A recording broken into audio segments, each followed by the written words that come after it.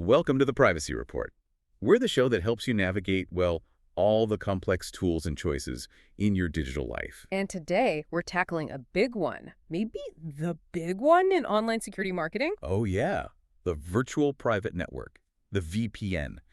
You seriously cannot escape the ads? You really can't. And they promise the world, don't they? Total privacy, ironclad security, access anything, basically an invisibility cloak. Right. So our mission today is to, peel back that shiny marketing layer. Yeah, let's actually look at what a VPN is mechanically designed for. What does it really do? And crucially, what are its limits? When is it the right tool for the job? And when might you just be slowing down your connection for not much gain? Exactly. We want this to be a clear guide, helping you decide when to flip that switch on. It's about understanding the tech, not just the sales pitch. It really is getting that nuanced view. Just before we dive deep, a quick reminder for everyone listening, you can always subscribe to our email newsletter. Oh, good point. We send out summaries of these topics. Just head over to theprivacyreport.net. Perfect. Okay, let's get into it. The absolute fundamentals. What's happening when you turn on a VPN? What's the core process? Well, at its heart, it's pretty straightforward, actually. Your device, like your phone or laptop, creates a secure, encrypted connection, a tunnel to a server run by the VPN company. Okay, an encrypted tunnel. Right, and all your internet traffic, it goes through that tunnel first. It only hits the wider internet after it leaves the VPN provider's server. Gotcha. And this basic setup leads to the two big effects people talk about: hiding your IP address and protecting your traffic locally. Can you break those down a bit? Sure. So IP hiding is about what websites see. When your request hits, say, a news website, they don't see the IP address assigned by your home internet provider. They see the VPN server's IP instead. Exactly. Which might be in a different city or even a different country. It makes it much harder for that website to link your activity directly back to your physical location or your specific internet connection. Okay, that makes sense. Yeah. And the traffic protection part, that's more about who's watching nearby. Precisely. That's about shielding the data between your device and that VPN server. Think about who might be able to see that traffic locally. Like on public Wi-Fi. Yeah, the operator of that coffee shop Wi-Fi, maybe a network admin at your workplace, or your internet service provider, your ISP. Ah, the ISP.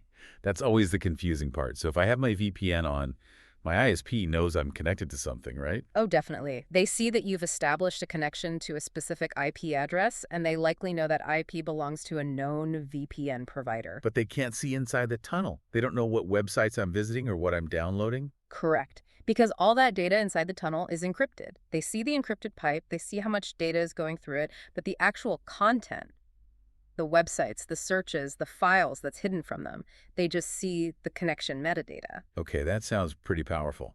Which inevitably leads us to the caveats.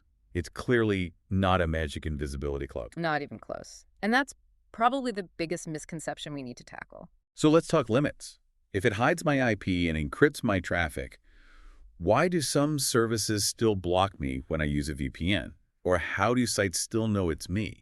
That's a great question because it highlights what a VPN doesn't do. It's a network privacy tool, fundamentally. It doesn't make you anonymous online. Meaning? Meaning, if you use the VPN to log into your Amazon account or your Gmail or Facebook, well, you've just told Amazon or Google or Facebook exactly who you are. Right, through the login. Or even cookies, right? If I have persistent cookies stored in my browser from previous visits. Exactly. Cookies, browser fingerprinting, the unique combination of your browser settings, plugins, screen size, all that stuff. These things can still identify you across different websites, even if your IP address changes. So the VPN is working at the network level, but not really managing my browser or account identities. Precisely. And it offers absolutely zero protection against threats on your device itself. Malware, viruses, phishing attacks that trick you into giving up credentials. A data breach at a company you use.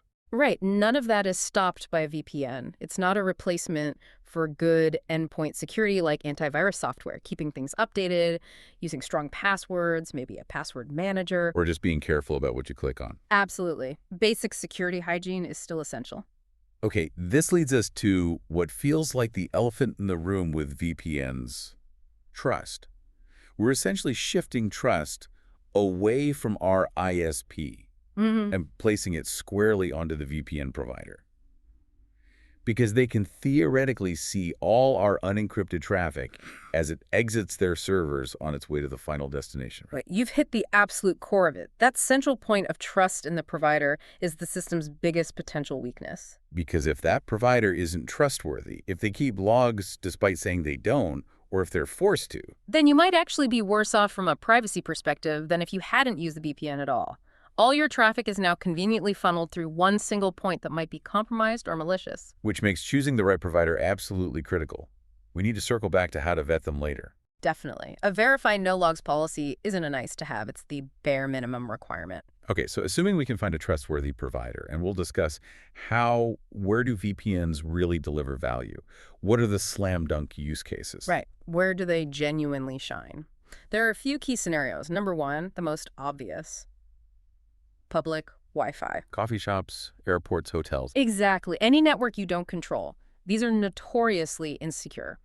It's relatively easy for someone on the same network to snoop on unencrypted traffic or even run man-in-the-middle attacks. And the VPN's encryption basically shuts that down for your connection. It does. It creates that secure tunnel right from your device, making your local traffic unreadable to eavesdroppers on that Wi-Fi network. It's the simplest, most effective defense there. Okay, clear when. What's next? Restrictive networks. Think censorship or blocking. Like at school or work or even in certain countries. Yep. If the network you're on is actively blocking access to specific sites or services, maybe using firewalls or something called deep packet inspection to see where you're going, the VPN can often bypass that.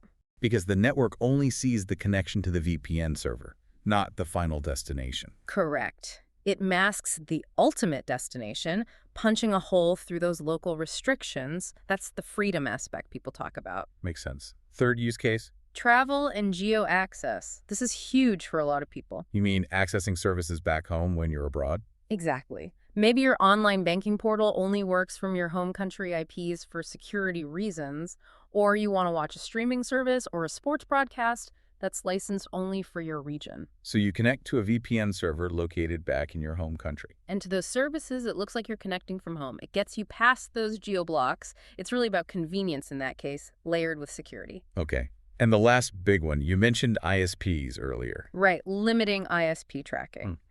In many places, and this is more common than people might realize, ISPs track their customers' browsing habits. And they sometimes sell that data. Right. Usually aggregated or anonymized, but still. They do. They sell it to advertisers, data brokers. It's a revenue stream. If you're in a region where this happens and you're concerned about your ISP building that profile of your online life, the VPN prevents it. Because they only see the encrypted connection to the VPN server. Exactly. The valuable browsing data effectively goes to the VPN provider instead, who, if you've chosen well, is contractually and hopefully technically bound not to log or misuse it. Okay, those are strong arguments for using a VPN in specific contexts. But what about the idea that you should just leave it on all the time? When might it be overkill or even cause problems? That's a really important counterpoint. The always-on approach isn't always necessary or even beneficial. Like when you're at home, on your own Wi-Fi network that you hopefully secured properly. Precisely. If you're on your trusted home network and most of the websites you visit are already using HTTPS, which encrypts the connection between your browser and the website server. Which is most major websites these days, right?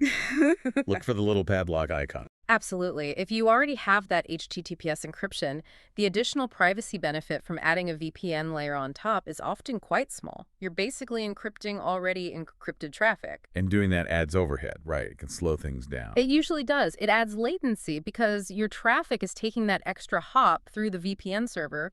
Sometimes the speed difference is negligible, sometimes it's noticeable, especially for things like gaming or high-res streaming. And sometimes it just breaks things. I know I've run into websites, especially banks or streaming services, that just flat out block connections from known VPN IPs. Oh, definitely. Banks do it to try and prevent fraud, sudden logins from unusual locations, trigger flags. Streaming services do it to enforce those geographical licensing deals we talked about. So the tool you're using for access or privacy actually ends up blocking your access. It can happen. It's an annoying reality. You find yourself having to temporarily turn the VPN off just to log in to pay a bill or watch your show. It adds friction. Okay, so it's not always on, always better.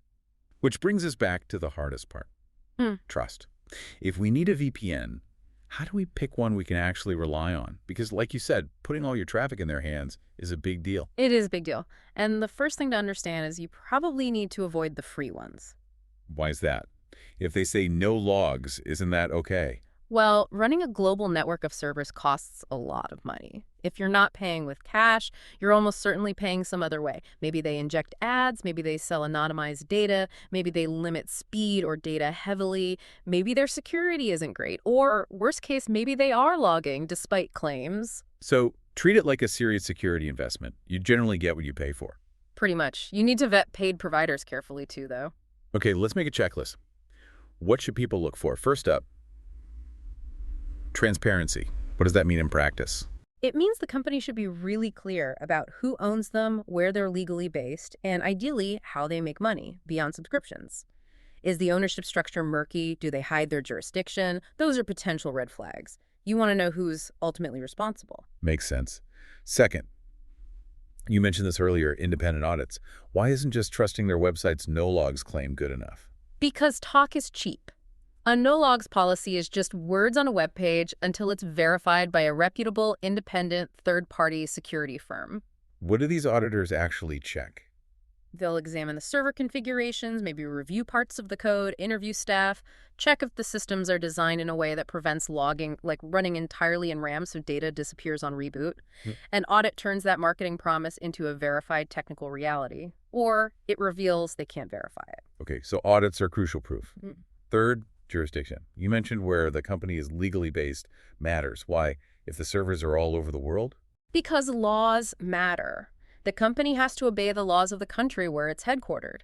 Some countries have very strong data privacy laws that protect users. While others might have laws that can force companies to secretly log data or hand it over to government agencies, like those surveillance alliances, Five Eyes, 14 Eyes. Exactly. Being based in a country known for strong surveillance powers or mandatory data retention laws could potentially undermine even the best no-logs policy if the company is legally compelled.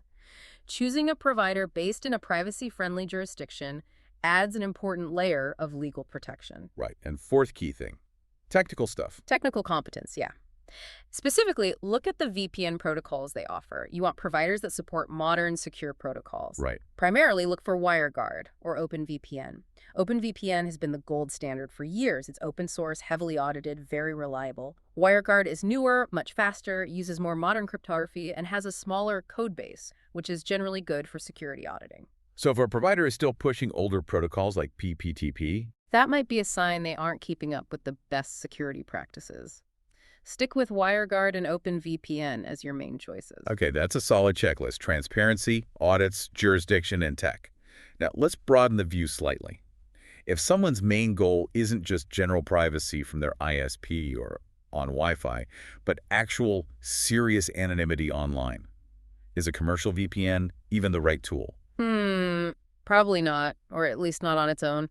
If true anonymity, making it extremely difficult for anyone to trace activity back to you, is the goal, then you should be looking at something like Tor. The onion router. Explain that briefly. Tor works by routing your internet connection through a volunteer overlay network consisting of thousands of relays. Your traffic bounces through multiple encrypted layers, like an onion, before exiting. So no single point knows both who you are and where you're going online. Correct. It distributes trust across multiple points, making it much harder to link the start and end points. The trade-off is usually speed Tor is often significantly slower than a VPN, and some websites block Tor exit nodes. But for strong anonymity, it's generally considered superior to a VPN alone. Interesting distinction. Yeah. And what about people who are pretty tech-savvy and want maximum control? Maybe avoid the whole trust issue with commercial providers. For them, self-hosting a VPN is an option. You can set up your own VPN server on, say, a cloud hosting provider, or even a machine at home that you trust completely. So you become your own VPN provider. That's right. Exactly. You control the server, you control the logs or lack thereof, you control the configuration. It takes technical skill to set up and maintain securely, but it completely removes the need to trust a third-party VPN company. Okay, so wrapping this all together. The VPN is a really useful tool in specific situations, but it's definitely not a silver bullet. It's one piece of a much larger puzzle for online privacy and security. That's the perfect way to put it. It secures the network connection path, but you still need to practice good digital hygiene everywhere else. Strong, unique passwords, managed by a password manager ideally. Two-factor authentication whenever you can enable it. Keeping your software, your browser, your OS, all updated to patch security holes. Being wary of phishing scams, using encrypted messaging apps when needed, thinking about browser settings and extensions. The VPN is like putting strong locks on your door, but you still need to be smart about who you let in to make sure windows aren't wide open. Exactly. It's one important layer, but security is always about multiple layers working together. Your habits are just as crucial. That's a really vital takeaway. Okay, before we close out, let's leave our listeners with a final thought for the week, especially thinking about all those free tools and services out there, not just VPNs. Yeah, something to chew on. If any online service you're using is free, whether it's advertised for privacy, convenience, or anything else, always ask yourself, what might the real cost be? If you're not paying with money, how are you paying? Often it's with your data, your attention, or maybe even your privacy itself. Business models online are rarely purely altruistic. Food for thought indeed. A great reminder to stay critical. Well, that's all the time we have for today. Thank you so much for tuning in to the Privacy Report. We hope this breakdown of VPNs was helpful. If you found it useful, please do take a moment to like or subscribe to the show wherever you get your podcast. It really helps others find us. Stay safe out there. And just a quick note, this episode was made with the assistance of AI.